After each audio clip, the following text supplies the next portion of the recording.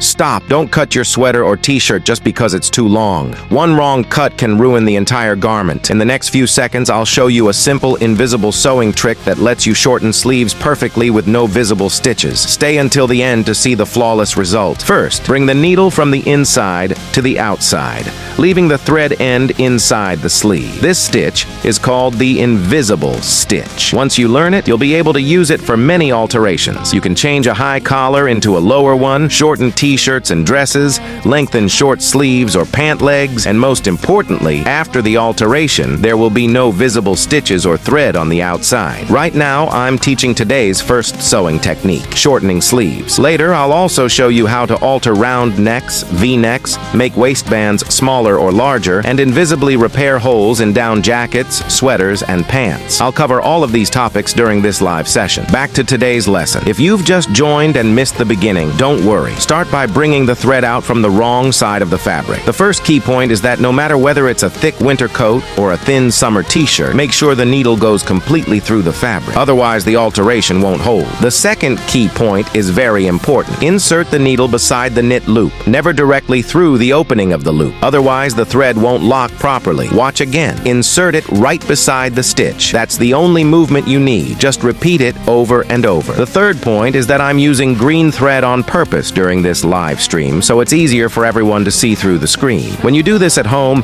whether shortening sleeves or hems, choose a thread color that closely matches the garment. Have you learned it? If not, type "I haven't learned it yet" in the comments. If you have, I'll tighten the thread now and show you the finished result. Whether you're shortening sleeves or shortening clothes, it's always the same action. Keep repeating the invisible stitch. After the last 2 stitches, I'll tighten the thread. This method also works for shortening dresses, t-shirts, collars, and sleeves. Okay, I'm done with this sleeve. This is the front side and this is the back side. On the back, make sure the stitches go all the way through while keeping the same elasticity as the original fabric. Now, what do you do with the extra thread? Pull it out through the final small loop. Once it's open, don't pinch it.